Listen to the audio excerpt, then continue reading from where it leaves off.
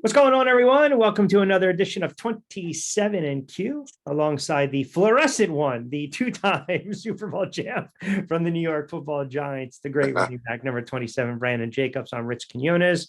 Appreciate everyone keeping us locked in as always, subscribing to the channel. We love the support and the feedback on the show, as well as the audio element on all podcasting platforms. All right, big man. So midway point in the NFL season, we got a lot of NBA to get into. We'll touch on a little bit of the boxing stuff as well. Kind of a quiet weekend with the fights, to be quite honest with you. Some good female fights and a couple other fights out there as well. But as always, how are you? I'm doing absolutely phenomenal, Rich. I cannot complain. Life is great. Things are great, man. I got a great opportunity. You got a great opportunity every time you wake up. Yes. I call every time waking up a great opportunity to better yourself and people around you. Yes. And that kind of might be the theme of where we kind of go tonight. Let's bring it with the NBA first and foremost, because I know you and I were going a little bit back and forth last night on the issues with the Nets and Kyrie. And I guess you can say the moral dilemma, if you will. I know they're going through finalizing that deal to hire Udoka as head coach. I'll go on the record right now, and the whole thing stinks to high heaven. Is he a hell of a coach? Yes, we saw what he did with the Boston Celtics. But this guy gets suspended for a year, however you want to slice and dice it, with the hand in the cookie jar, okay? That's fine. But all of a sudden, a couple weeks later, it's like Boston now is telling the rest of the world in the NBA and the league, we wash our hands of this. If you guys want to sign him, go ahead and sign him. Where's the moral element of this, right? Or is this about, hey, man, I know we're a struggling team right now, 2-6, we're not winning games. We don't know what's going to go on with Kyrie, KD, Ben Simmons is banged up again. We just need to win and fill that building. That's pretty much where they're going with it, man. And again, if the NBA thought if whatever he did was so bad, the NBA would have handled it. They didn't. They sat and they let Boston Celtics handle it. Because it was in-house. It was in-house. But the Sun, the Sun stuff was basically, that was in-house as well. That was in-house as well. Him with the woman and all that other stuff. That was pretty much there. And it's no difference. The NBA should have did something about it if it was that big of a deal. That's why I would never crucify him, because he wasn't fired or suspended by the NBA. It was within the team. So I can't really go off and say this guy is just a skunk. He's a dirtbag. He's a womanizer, and all this other stuff. Can't go off and say any of that stuff because the NBA did not suspend or fire him.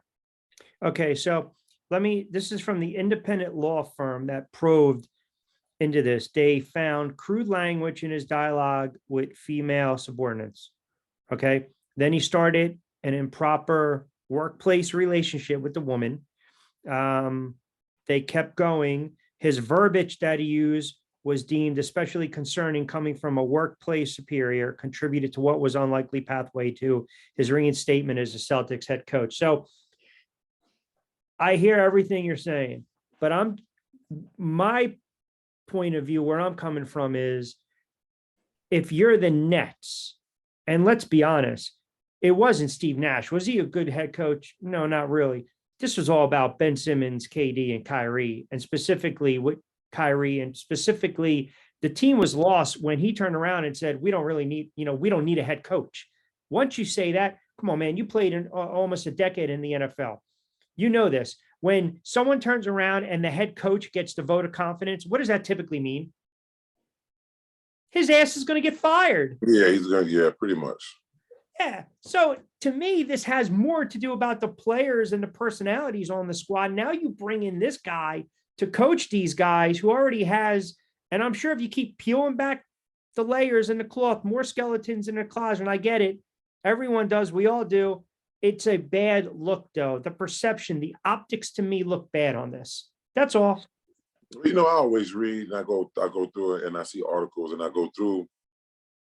After I read the article, there's always some articles with comments underneath. And to be honest with you, man, I don't see many bad comments about the Nets hiring him.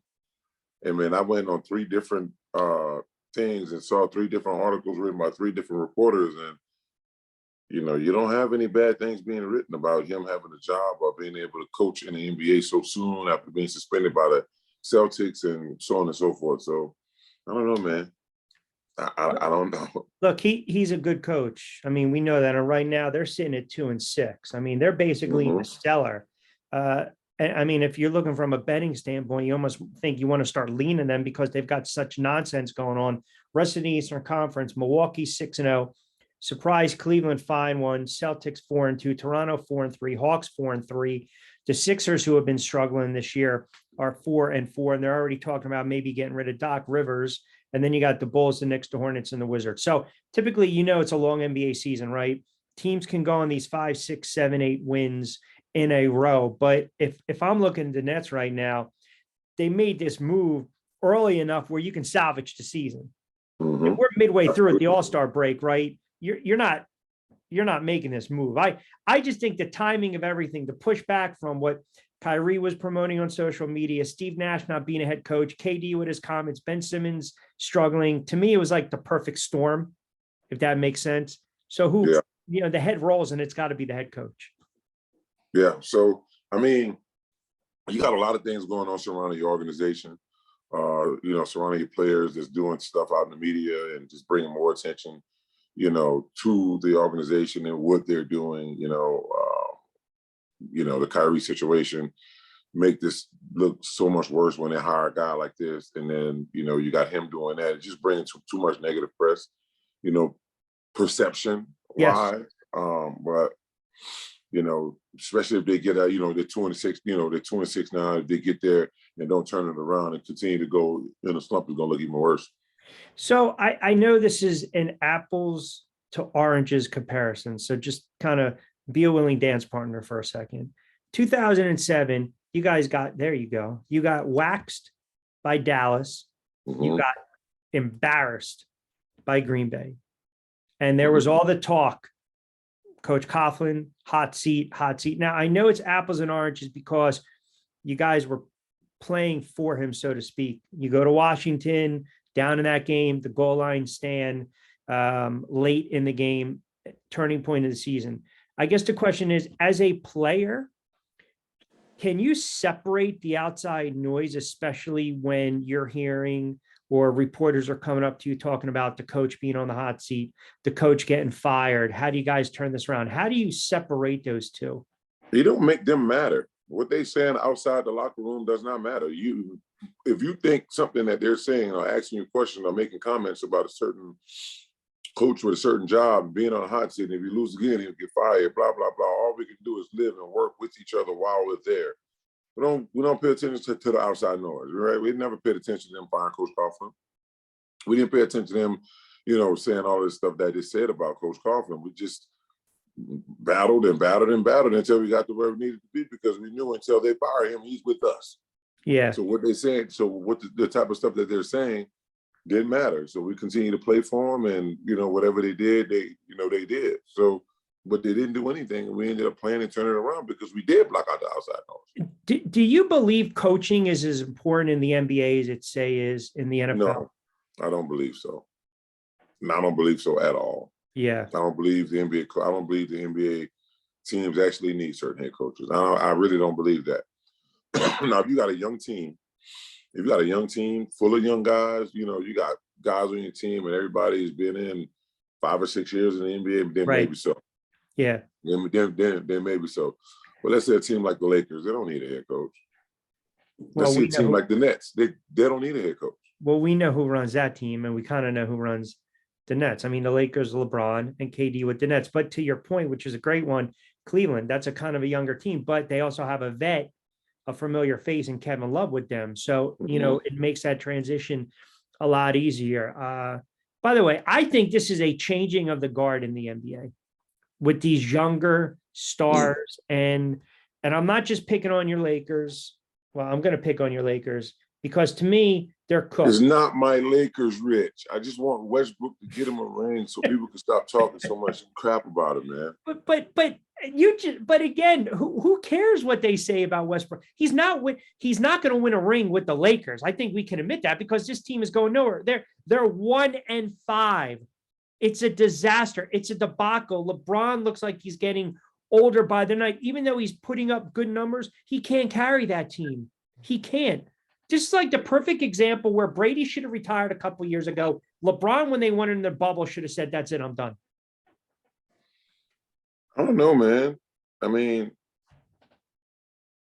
I don't know. I just disagree because I think LeBron's still putting up good numbers. Right, his age doesn't matter. He's putting up good numbers, still getting up and down the floor pretty good.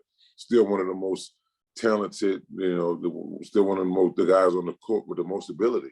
No matter how old he is, he's still the best player on the court every game he's playing in. He's averaging 25. Davis is averaging 23. Westbrook's averaging 13. He's dealing with the injuries with the hamstring. I don't know. I just think sometimes you add players on the floor in the NBA. Like, I believe in the NBA, if you have a Batman and Robin, like, you can go through the history of the league. And I can only give probably one example where there wasn't a Batman and Robin. And I think it was 2004, 2005 Pistons, Rip, Chauncey Billups, Tayshaun Prince. They were like all Robins.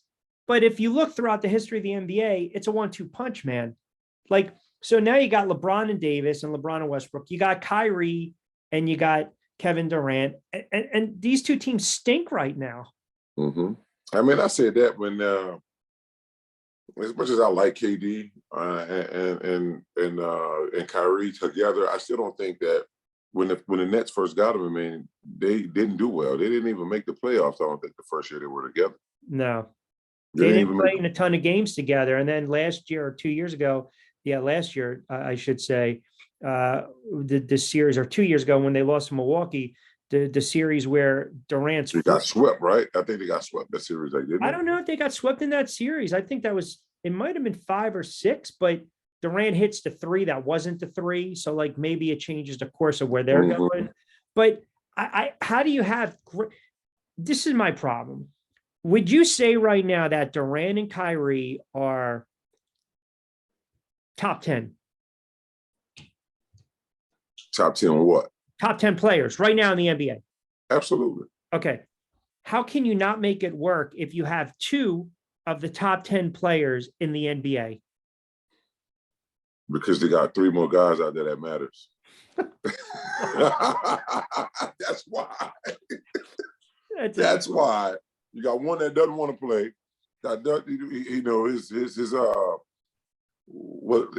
Talking about Simmons. Yeah, his labia hurts, so he can't be. He don't want to play. What do you do? I mean, it's almost. Oh man. Can you equate that to, and I'm not asking you to call anyone out, even though I kind of am. Can you equate that to any type of teammate that you had where the talent was there, but they didn't have the ticker? Like, it's just, Simmons, he's got talent. He plays both ends of the floor defensively, but he's so afraid to shoot. I actually I don't even know really what to make of that, man. I don't know anybody that had the talent like he had. Right. I don't know, Rich. I mean, the guy just doesn't seem like you want to play basketball. Well, that's the thing. You know, right? I mean, and the funny thing is with the NFL, sometimes you look at players and some of them just make it look effortless and you take it for laziness. Yeah. And that's not the case. Like, I mean, the perfect example to me was Plaxico. But people didn't realize this guy was always banged up. He couldn't practice, but yet when he was on the field, he produced. But the way people watched him play, they would think, oh my God, this guy's not engaged. And I'm like, no, it comes easy to a player like that at times where maybe he didn't need the week of practice because he was always banged up. Man, I mean, these guys get so much rest, man. I don't think they're practicing anyway. I think they got so much travel going on. I don't think these guys aren't practicing. These guys aren't practicing like they play a game on a Monday night turn around and go back home, you know, that Monday night and got to leave again Tuesday or Wednesday to go to. They're not going to practice it. Like in NBA, they do not practice during the season. Right. And They you have don't a problem. practice. And I don't like the load management thing. To me, I think that's Bush League. Right. So you can have them play all those games and expect them to practice and still have this deal with this load management BS. It just doesn't make sense. I don't think the guys practice. That's why I think half of these teams, you know, chemistry is not what it is. You know, they go in their little NBA camp like before the season starts, but I don't really think they do much practicing. I really don't. Guys, I think guys go in the gym and work on stuff they need to work on, free throws, getting up shots, and just making sure they stay, you know, crisp on their shots. But just to go in there and run real plays and have real scrimmages, they don't do that anymore. It's crazy when you look at the Western Conference, right? Phoenix and Portland, Utah, great starts, 6-1, 5-1. Phoenix is a great squad, man. They got a ridiculous backcourt. We know that. But then you look at Golden State, you look, oh, they have one of the best backcourts in the league. Then you look at the Clippers and you look at Golden State defending NBA champs. They're 3-5 and they can't get out of their own way. So that's why I think this might be one of those years where you might get a team, I don't know, like a Cleveland, you know, Toronto, maybe making that deep run out of the Eastern Conference. I can't speak to my Knicks just yet, but in the Western Conference, you might get surprises too. So you got Golden State Warriors, would you say 3-5? Go very early, right? Golden State. It's very early for Golden State, but it's not very early for the Lakers. Why is that? Because Golden State is a proven team that has won before, and they're all around better. I don't worry about Golden State. I don't worry about Curry. I don't worry about Thompson. I don't worry about how they're coached. I worry about the Lakers, where LeBron's got to play his 35 minutes, try to score 38 a night because Davis is banged up or inconsistent, because their bench is giving them nothing, because Westbrook's bitching and complaining because he's coming off the bench. That's why I worry about the Lakers, because that chemistry, that dynamic is not there. Rich, you know, I'm always call you out. Now, I haven't seen Westbrook complain one time about coming off. I'm not saying it. And you can. It's not about Westbrook per se. I don't like the nucleus of this team. I don't. I think when you have to rely on, how old is LeBron now? 37. 37, 38, yeah. 37. And listen, to me, you want to stick LeBron Mount Rushmore, go ahead, man, have at it. LeBron's not going to be able to score 35 points a game this year. He's going to be 25, 26, 27. He needs help. He can't do all the heavy lifting. He can't. You're right. And I think he's going to get help. I think they'll get in the groove, and I think they'll start playing well. And I think it's going to take off from there. I really, you know, I really do. I see the 76ers, who's not doing, you know, as great either, and the Lakers in the finals. Because you're a Westbrook guy, man. If you are the Nets and the Lakers, would you trade Westbrook to the Nets? Not going to work. And a number one for Kyrie? That's not going to work. I don't think the Nets would do that because they know those dynamics won't work. You think Westbrook's personality is okay with coming off the bench? Oh, absolutely. I think he's fine. I think he understands he's older now. He's still explosive and can give you 40 a night if need be. But I think he's okay with coming off the bench. Yeah, I'll see how it plays out. And this is not an anti-Westbrook. This is more of the semblance of the Lakers. This is more of the semblance of the NBA, where they think if we just stick all these star players together, it's going to work. And that's never the case. Well, I didn't, you know, I deal with the whole Westbrook thing every day, man. Like, so I mean, I get why people say what they say. Well, Westbrook out of control, the ball turns the ball over, so on and so forth. I get all of that. Yeah. You know, but he's still a pretty good basketball player. Still can play with the best right now. And I think that he don't get a fair shake because people look at his style of play and look at some things he may have said and kind of count him out. But I think the guy still can play. I think if he was to stop right now and go to a team like the Orlando Magic or something like that, I think he'll be much better off than being where he is. What do you think? Change of scenery? Is that what you're saying? Yeah, I think that'll be it. But I just want him to get him a ring, man. I know he won't get that in Orlando, but yeah. I'm just saying, you put him on another team like that. I think he needs to be Coming off the bench, he's fine with, because Right. I don't think that's a problem. But I think him coming off the bench, or the organization is missing out on not having, not having him in. I believe that. Westbrook, Harden, and Durant on the same squad, and they couldn't win a title. They were all younger. They were all younger and didn't understand what each of them had. Didn't understand the the ball dominance type, because none of them were ball dominant then. They all was just so inconsistent on who's going to be the one to score the points. Yeah. Like they wasn't ready for that. I think if they were to do that now, I think it may be like okay, but I think Durant is in a situation now where he can't. I don't think he can play with a guy like Westbrook. No, I mean, I bet you Durant to a man is probably getting pissed off that Ben Simmons isn't consistently on the floor and he's not shooting his shot. I mean, that would drive, you were brought in because we're giving you carte blanche, dribble, penetrate, drive, kick. When it's there, go to the basket. And just the unwillingness. I don't even know how I can equate it in the NFL. I mean, I don't want to say it's like a talented wide receiver that's got alligator arms, afraid to go over the middle and get hit, like or Ricky Waters back in the day for what, even though he was a pretty good running back for a lot of years. Hey, now listen, Rich, listen. Yeah. I'm not gonna let you talk about Ricky Waters. Okay? I'm not gonna let you talk about Ricky Waters, okay? We're not gonna talk about Ricky Waters. That's my favorite, one of my favorite running backs of all time. I thought Eddie George was your guy, man. Eddie George is my guy. He was a big, nimble guy who who can move. But we talked about this already. Eddie George. Yeah. I used to like Natron Means. I used to, Rodney Hampton, Ricky Waters, like guys like that. Like those are some of my favorite. Listen, I'm not dissing Ricky. I'm just saying I remember that vividly. Watching that game, and afterwards, someone said, how come you didn't, go make a play on the ball? And he said, for who? For what? Ricky Waters, Hall of Famer, 10,000 yards, 76 touchdowns, and he averaged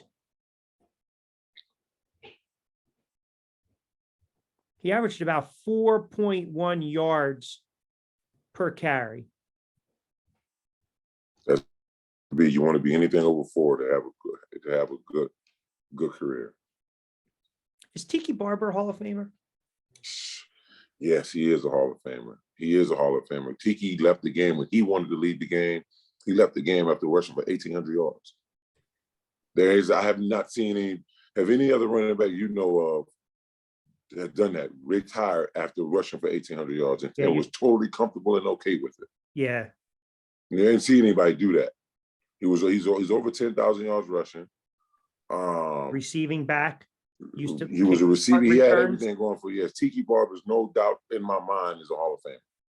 I feel like he doesn't get the when you look at his career, like kind of like the just due, and look, I mean, I don't know if it has to do with questioning Eli and then all of a sudden the next year you guys go on and win the Super Bowl. I mean, to me, I'm looking at his numbers right now. I mean, okay, so let me see if I can. So let me see if I can tell you this the right way on what happened with Tiki and the whole comment with Eli. Okay, so I don't think it was something he said that was a jab at Eli. Right at the time, Eli comes into the league and Tiki's a leader and been in the league for 8 years at this point.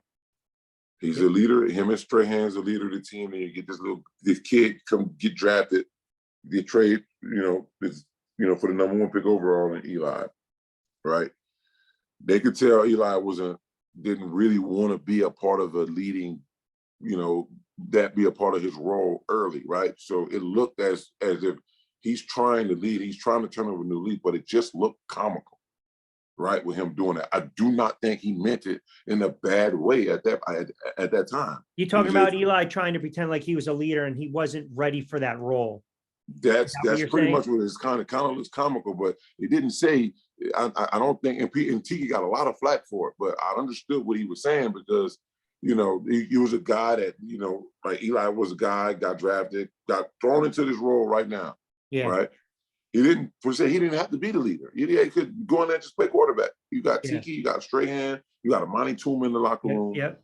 You got guys like that. You don't have to be the leader, but he consistent. He tried. He did it, and he grew into that role. If you ask me, for when he needed to. But that's going through the things like looking comical to get to where he is. Yeah. Like that's all Tiki meant. He didn't mean anything bad by it. But Giants fans and people around absolutely hate the man because he said that, and they get in the context kind of mixed up.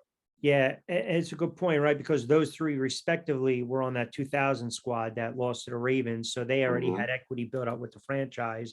And look, we know some things are misinterpreted. It's a New York market. You know how the media, sports talk radio wants to run with stuff, right? I mean, it's how it is. I look at his numbers. I think people fail to remember too. He was a very good back, catching the ball out of the backfield too. He had a bunch of games where he rushed for over 200 yards. So he had 5,000 receiving yards. He had over 10,000 rushing yards. And he had 55 touchdowns rushing, and receiving. He added another 12. And as you alluded to, he retired his last year in the league, 2006. I think you guys snuck in 8-8 and lost in overtime, right? In the playoff game, the wildcard game to the Eagles. He rushed for 1662. Prior to that, 1860. You can't discount those type of numbers. You just can't discount those type of numbers. Like I was in the, so I came in the league, it was more Tiki doing everything. Yeah. Then my second year, I was a short yardage goal line back my rookie year. Then I grew into like the third down part of it my second year and started taking more and more carries. So he could have even done anything. I think he could have done close to 2,000 if I didn't get more carries that year. I think he could have done more, close to 2,000 yards.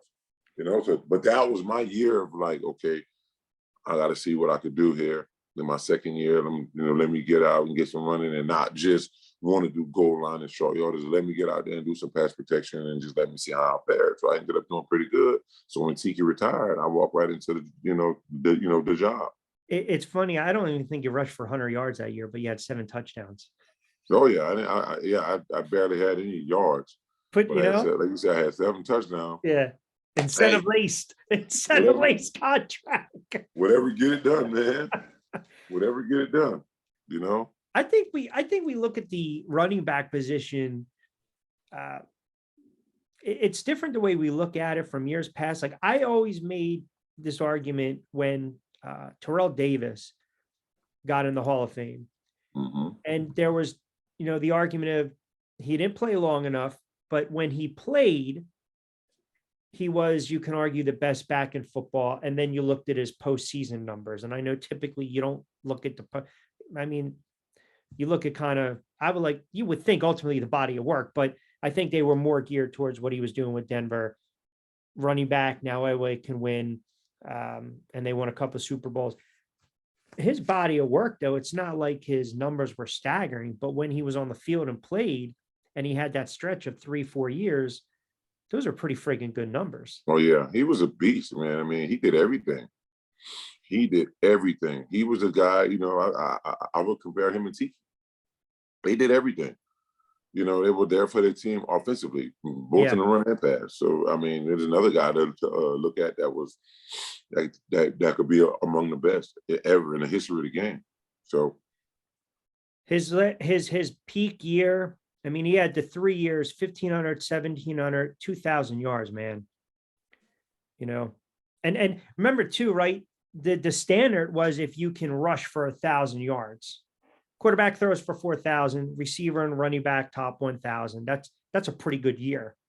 It's a really good year. Then it became 1,500 yards. I mean, put it up. And as when those guys came along, guys like Terrell, it was a guy like Terrell Davis, guys like that started coming in, throwing up 1,400, and then Chris Johnson. Chris Johnson come up and rush for 2,000. Larry Johnson. Larry Johnson comes up and rush for 2,000. It's talented guys. To be able to do that, I couldn't even imagine. Yeah, I was out there. I couldn't imagine them doing. I couldn't imagine me doing that. I've always had you know, 60% of the Giants carries, and went somewhere else. But I don't know if I don't know if I could have lasted as long as I did. Um, I don't know if I would have lasted as long as I did if I would has been the only back playing. Primary back, like carrying the ball Right, 350 times a year. right. Yeah, that's a good point. Midway through this edition of 27 and Q, the big man Brandon Jacobs, Rich Quinones. All right, so let's switch gears a little bit. I want to get into some boxing, and then we'll get into the NFL. So we touched on this a little bit with the shooting the other day, and then we were talking before we came on the air that word gets out that Shakur Stevenson was in Houston as well when everything kind of broke. And man, I'll tell you, that hits a little close to home, you would think, right? I mean, that's, you know, words get exchanged, you always got to know when you walk into the place how to get out of it.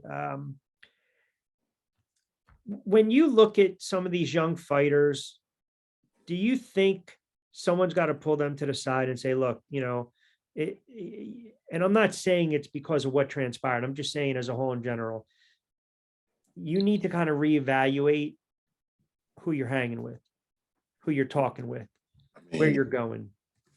Yeah, I mean, somebody give them some kind of lesson on something. But to be honest with you, Rick, you don't know you're getting ready to go somewhere, and that's getting ready to happen. You're getting ready. You hanging with Takeoff.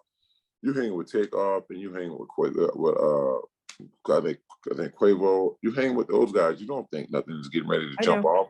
I know. Like these guys deal with kids on a daily basis. These guys got 7-on-7 football teams and AAU basketball teams, and they just rappers. Honcho, like this is what they do. Like, so you don't think that some stuff like this is going to go off, and some stuff like this is going to happen. So I mean, do we need to evaluate the people we hang around? I mean, yeah, I think all of them do. I think Quavo and all those guys. I think they need to reevaluate and do the same. So I mean, things happen at 100 miles an hour, and it happens so fast. And the next thing you know, you got a guy laying down, bleeding from the head, and died. And you're like, wait, what the heck just happened that fast? Yeah. You know what I mean? So I mean, you're right. For a young guy like Shakur, it's kind of messed up for him to get caught up in something like this, especially for what he's trying to achieve, and given the fact of exactly where he is in his career, it's a real sweet spot. So you might want to be careful a little bit. Yeah, and like you said, you're going out, you're celebrating somebody's birthday, you're hanging with your guys, you're going, what was it, a bowling alley? I mean, if it's you're driving around 2-3 o'clock in the morning in Camden or Northwest Philly or Southwest DC, and you're looking for trouble, that's a different story. But it's a different story, right? You know what I'm saying? I don't know, man. I mean, did you ever, when you were coming up, right, high school and then college, and then I guess once you got to the NFL, you kind of realized, what was kind of at stake? And you already told me you had a small group to begin with. Yeah, I mean, for myself, man, let's just go when I was in college. I still didn't know the difference between the people who was going where I was going or wanted to go where I was going, and the people that didn't. You're right. I hung with everybody because this is where I'm from. This is the people I grew up with. This is that. Even though I know that, Tom was over there smoking weed and snorting cocaine, and I knew he was doing that, so I still hung with him, and and that was just it. I mean, it's just how it went. I mean, that's all I knew. He was doing the same shit when we was in school, right? So he's not doing anything any different now. So he didn't get in trouble when he was in school. He ain't gonna get in trouble now, which that couldn't have been the case because it could have happened, but he didn't get in trouble when he's been doing it. So this is typical for me, So, Yeah. but as I got older and started getting up into the league, I started watching who I hung around. You never know who envied. You never know who had anything against you, who didn't want to see you make it, anything. So I started watching and being careful then. How about like going out, like on bye weeks or days off or before camp and stuff like that? I mean, was it, I don't know if you reside outside New York at the time. I mean, was it always in the back of your mind where, I'm not talking about know your surroundings, but know your surroundings, the company that you're keeping at the time, especially being a young player. And then, of course, a couple of years later, when you sign that contract, and now all of a sudden you're making money. I didn't have anybody around me that I had to watch. When I went somewhere, I had had my family in town, so we were going out to one of my players' party, one of the clubs where had other Right. superstars in there, and it just wasn't like that. You know, it wasn't like that at all. But I rarely ever went out by myself. You know, I always had somebody that was there. You Yeah. know, I had somebody that was watching me, just sitting in the corner watching what I do, watching what happens. I leave, they leave. You know, it's like that. I always had somebody that was just always around, like always had my back when things would happen, and I wouldn't necessarily hang with them. They would just be there with me, and no Uh, one would know. who were the guys that you gravitated towards when you came into the league? Well, gravitated toward Plexico Burst, Antonio Pierce, you know, a lot of those guys, because they were doing stuff that was like, I wanted to have fun. Like, so they were going out and doing stuff. Like Tiki wasn't going out and doing anything. He was, you know, older.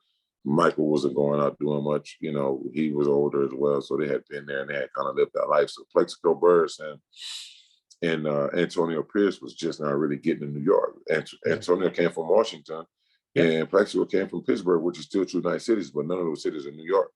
You Right. know, so you know, I kind of hung with those guys a little bit, but not much because they would go out a lot. Yeah. Yeah. Like they would go out a lot, like, and I had to get my beauty sleep, so I wouldn't go out like a lot. Like it's Wednesday night, them boys going out. Sometimes they going out, they ain't coming back till like 3:30, 4 o'clock in the morning. Go home and wake up and wake up for practice fresh and ready to go. Really. Work hard, run every rep hard, Their lift body every was piece of immune weight. to Like, it. yeah, I'm like, Their oh, these body guys, was immune to it. yeah, these guys are some animals. So they still did the stuff that they were supposed to do, but then I started as I got older, I got, you know, a little bit more money, and I started getting into cars and I started getting into speed. So while everybody out at night, you know, going out in clubs, I was on like 287, ripping them down the highway in a 1,000 horsepower car. You know, like that's where I got my rocks off at. I got my You're rocks a off car. doing that instead You're of a car going out. guy. You're a Yeah, car guy. I'm a car guy. Yeah, a gearhead. So when I Okay. talk about aftermarket parts and bigger turbos, bigger intercoolers, bigger superchargers, like 15, 1,600 horsepower cars, like moving like that. So So that's what I was into. there there was a show that I flipped on the other night, and they only sell, like, when I say ridiculous next level type of sports, they're like $1 million cars, man. Mhm. They're selling to rappers, athletes. You know, that Yeah, and it's not a better feeling, Rich, to get in a Nissan GTR, they right? promote You're talking Nissan. about $1 million cars and smash all of that, all of those $1 million cars, smash them in a Nissan like they wasn't even moving, was What? not even close. All of these big time cars, I mean, they got guys getting smashed by Nissans and Bugattis, talking about a 1.2, $1.3 million Veyron, right?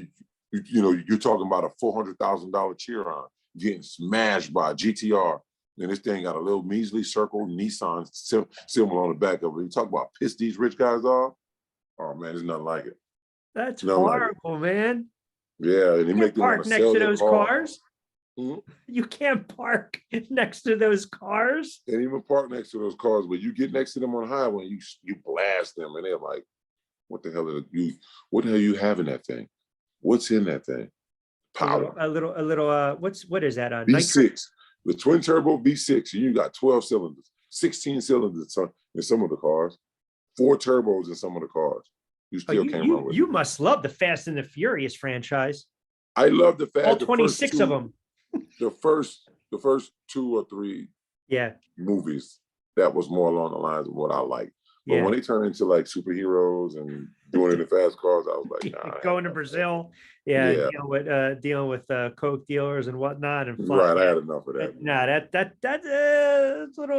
that's a little tricky, man. You know, Yeah. that's a little tricky in that spot. All right, so a couple games I wanted to get your thoughts on. I put them up right here. I mean, this is a weird week, man. I'm not. The Eagles are gonna. That line's moved now to 14. Our good friends over at Spooky Express have Miami laying 5 against Chicago. Here's a game I'm curious to get your thoughts on: Green Bay against Detroit. So that line right now is 4. This is pretty much a make or break game for The the Packers. Packers. Yeah, I mean, you lose this one, now all of a sudden you're kind of You you're on the definitely cook. outside looking in. Yeah, you're done. You're cooked. You're done. Thank you. You're cooked. So that's the rich favorite. That's Rich's. You're cooked, man. You get waxed or you're cooked, or you had a cup of coffee. It's all the same. So Detroit just traded their tight end to Minnesota. Mhm. Now you got Aaron Rodgers coming in. They stood pat at the deadline. Goff actually played a little better last week for the Lions. Their running back is banged up. But is this one of these games where you just say, all right, quarterback to quarterback, Rodgers better than Goff? And this is a game where you, if you're a Packers fan, like you have to have this game, man. They're 3-5. They lose this, they're 3-6. They're essentially done. Right. I wouldn't mess with it. If I was a betting person, I wouldn't really mess with it. Yeah, I don't think you can win much with that. You don't like the 4 in that game? No, I don't. I don't think they'll cover. How about Buffalo? They're laying 12.5 against the Jets. I think they're going to absolutely destroy them. I do not believe that. Not by 12. So I'll say this right now. I don't think Zach Wilson is going to be the quarterback for the Jets next year. Why do you say that? I need to. Like, I don't know about that, man. I mean, he looks pretty good. Now. He looks. So I'm look. There's red flags to me, man. Like, and again, follow me. When you're a quarterback, there are things you should do. There are things that aren't hard to do, but you can make life harder on yourself. Some of these guys that come from college, because it was always on them, they feel they need to go out there. And even though they know they're supposed to do something or do it this way, they want to do it their way. And that's what I see. And maybe that's lack of maturity from Wilson, but that's what I see from him. And to me, I mean, can that be fixed?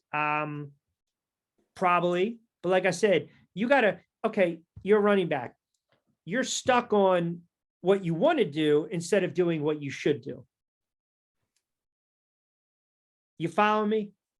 Yeah, I do follow you, and that's where you say he is that where his problem comes? Is that what you're saying? I believe so. I believe because he relied so much on his God-given talent in college, and he basically figured I can get away with running across my body, throwing across my body. Yeah. I mean, decision making on how to be great and how to do things the right way could play a part for any quarterback. And if that's the case, if you're saying that, I can see, because I see when I watch him sometimes he does do some unorthodox stuff that way. I'll do you one better. Eli is first year or two, right? You're a younger quarterback, so what do? You're locking in, and you're not going through your progressions. Now, I don't know if it's just he needs more. He's only played in a handful of games, but I don't know, man. And the Jets on paper are a talented team. Like absolutely, offensively and I definitely agree with you. And yeah. they got and they got the prettiest uniforms. So I don't know. I mean, I can't say Wilson won't be the quarterback though. I mean, he got to get better, man. You got to get better, or they will find somebody else. But you just got to keep growing at the position, man, and just keep taking these little small snippets and nuggets from everybody that you look up to in the position. Make some calls. Reach out to some people, and that's how you get better. You're taking advice from different people. Yeah, that's interesting you say that, because you would think like Rodgers would kind of take that young quarterback under his wing, and he's just not going to do that. Right, he should actually start him now. Start doing stuff with now, and like the next year I'm done, because I just do not see Aaron Rodgers coming back. We'll agree on that. I think after this year, you're either all in, you ride it out this year. He's mentally checked out. If they lose to Detroit and start losing a couple more in a row, you lose 3, 4, 5, 6 in a row.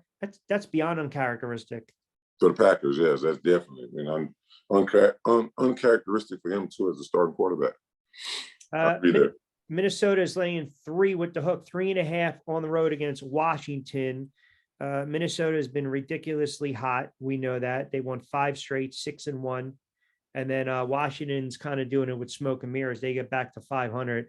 I like Minnesota on the road in this spot because I don't trust their quarterback Heineke, but I do trust, Thielen, Jefferson, Cook, and Kirk Cousins. I agree with you there. All right, you like Minnesota? No question. How about your Seattle Seahawks and Gino? Oh, that game was last week, Rich. No, no, no. I'm saying Seattle's playing Arizona, though. I'm saying Seattle. But listen, I know you mentioned, I saw you tweet. It's good to see Gino get a It shot. is. It is. I like Gino, man. I like the fact that they're doing good. They're playing good for Gino. He got the team playing well. Pete Carroll was all bought in on Geno Smith, and I like it, man. I like it. I actually hope they can, pull more wins out of the hat as well.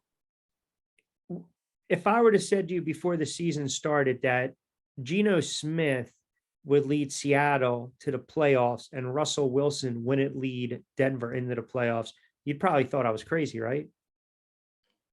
Maybe, maybe. I probably would have thought that because I mean, just like everybody else, they're never really going to give Geno a fair shake. So I probably would have thought the same thing. But it's really good to see him get what he's getting. Yeah. And he's playing, for the most part, mistake-free football. I know quarterbacks hate to manage the game, but there's an element of it that you have to do. The Rams and the Bucks. Bucks coming off the bye, they're laying 3. We know the Rams have major issues offensively. That's another team, Tampa Bay. I'm looking at the Bucks right now. They're 3-5. Atlanta's 4-4 in the South Mm-hmm. because of that great overtime win against Carolina. That division sucks. That division is the worst. Just Yeah, being it's not good. This is it for Tom. I mean, I hope something could change for him because he's Tom terrific, and I want to see him go out with a bang. I don't know, man. I think there's just the outside stuff. I don't know how that doesn't Too weigh. much, right? You think it's too much going on? How does it not? You're Tom Brady. You know you're always going to be in the public eye with your wife, and now all of a sudden, Page 6, TMZ, the New York Post, the tabloids. How does that not weigh on your mind? Hey, that's what you signed up for, man. That's what you signed up for. Like that's what it's about when you're on that level. If he's not playing, it's still Page 6, all that shit still coming for him. Yeah, so it doesn't really matter. But it's a little bit more distraction. It's distracting while you're still playing and still have a commitment to your teammates that you have to put out. So yeah, I don't know, man. I just hope it ends up being a little bit different for Tom and he can leave, but at least it's a little bit of dignity. I know it's Monday morning quarterbacking. You go to a new offense, you go to a different conference, you lead them to the Super Bowl in your home field and you win. That would have been, I would have said, the way to end it. Yeah. The first year there, be done with it, and that's that.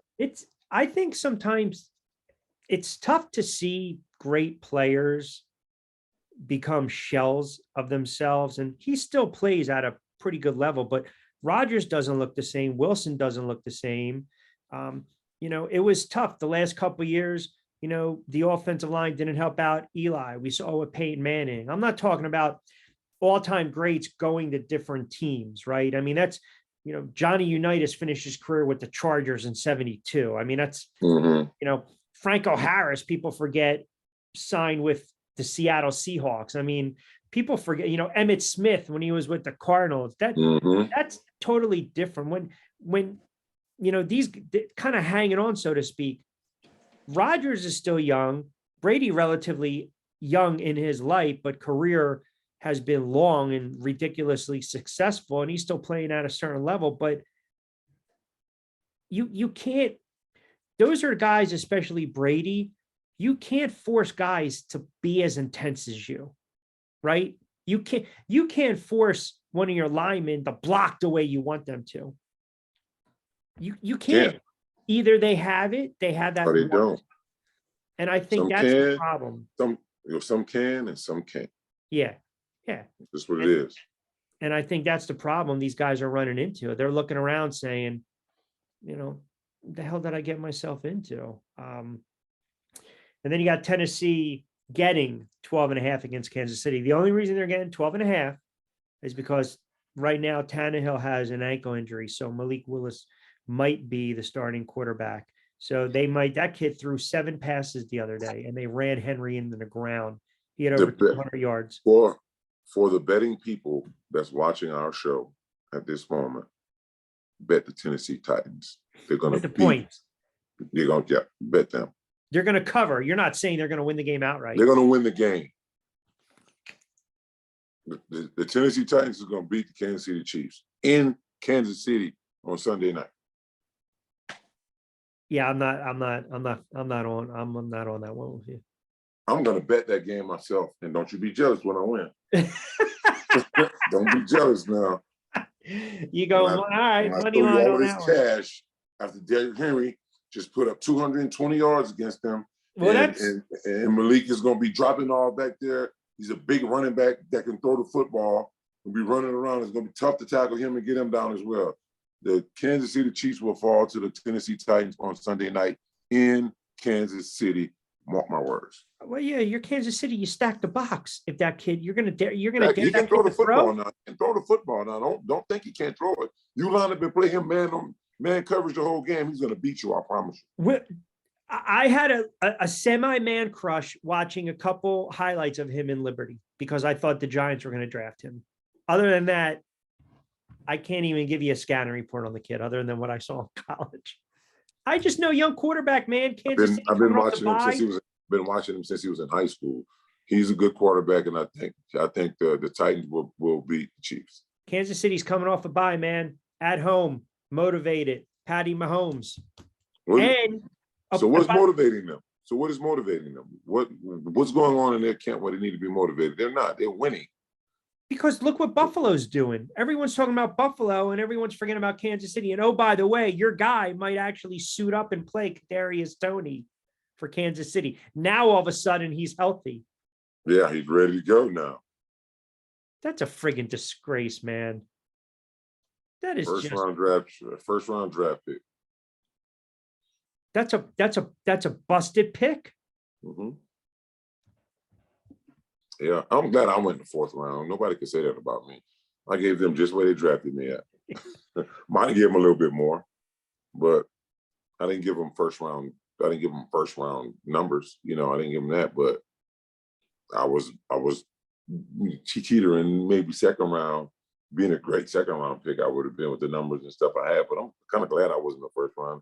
Too much is expected of those guys as young kids going into the league because they got drafted in the first round. I'm glad I went where I went. Yeah, and you know what? You could have went in the second round and maybe been behind. I'm trying to think of some of the running backs when you played and waited 2, 3, 4, 5 years. I mean, no, I didn't want to do that. Well, but right, everything happens for a reason. LaDainian Tomlinson or something like that, or Yeah. What's his name at the time when we went in Seattle? Marshawn Lynch. No, Alexander. Oh, Sean Alexander. I'm sorry. Yeah. He was real good coming in. They didn't have. I'm trying to think of who else was it. But point being, if you went in the second, you're right. But instead, you went fourth round, right? I went in the fourth round. Yeah. I was pissed because Maurice Claret went before me. It was the last pick in the third round. He went before me, and I was pissed because I knew I was better than him. Okay, Frank Gore got drafted ahead of me. Ronnie Brown got drafted ahead of me. J.J. Arrington got drafted ahead of me. Yep. Cadillac Williams, they got drafted ahead of me. Okay, that's cool.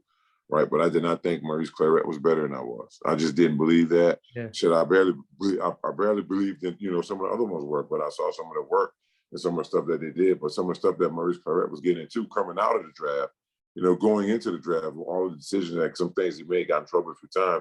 That doesn't say he can't play, but I didn't like him over me. Yeah, no, fair point. Well, I would say it worked out pretty well for you. Yeah. Right. So the road less traveled, as they said. All right. We got to start wrapping up. I mean, Kansas City. All right. I'm going to hold you to that one. What do you got cooking this weekend? Well, we got our high school team won the region. We got a game at 3:15 on Friday afternoon to finish off the season. To go into the playoffs, we should be 7-3. We should mop these guys here pretty good. I got an interesting weekend ahead. Georgia, Tennessee game we'll be at. Nice. Just sitting there, man. The young North Atlanta Giants is off this weekend. Make think got to play a game, a call out game or something on Sunday. I'm not sure if Coach Griffin is going to do it or not, but my weekends, man. This football with the kids, and just kicking back most of the time, put my feet up, and drinking a nice spicy margarita, smoking some hookah, and just chilling. We've seen that up close. Yeah.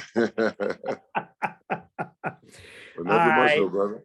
And nothing wrong with that. Nothing wrong with that. Life is all about relaxing. You have to, right? You got to take advantage of the downtime, so to speak. So we will do it again next week. As always, we appreciate the big man, number 27, two-time Super Bowl champ from the New York Football Giants and future Ring of Honor inductee, Mr. Brandon Jacobs. There you go. I feel like sticking you outside in the highway. Like you're so lit up right now. Yeah, right. Hey, man, this is my shirt. So these are the shirts that I got made through. I got, so that's me. I see. So this is me on the shirt. Got my tattoos and everything on there, right? Yeah. And then it says, it's okay to be great. There you go. It's okay to be great.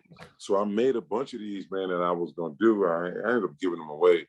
And I was going to sell it and make money and raise money for sickle cell anemia. And I couldn't really get it to take off, man. So I'm going to try to jump into it and do it again. Good. That's a good call. Excellent. Excellent. And I see you're wearing the medium size shirt today. This is my size. I just like my muscles. That's it. All right, big man, my guy right there. All right, so we appreciate everyone keeping us locked in. Subscribe to the channel. 27 in Q4, as I mentioned, the two-time Super Bowl champ Brandon Jacobs. I'm Rich Quinones. Appreciate everyone watching us again. We will talk to you next week. Have a good sports weekend and have a better week. Peace, everybody.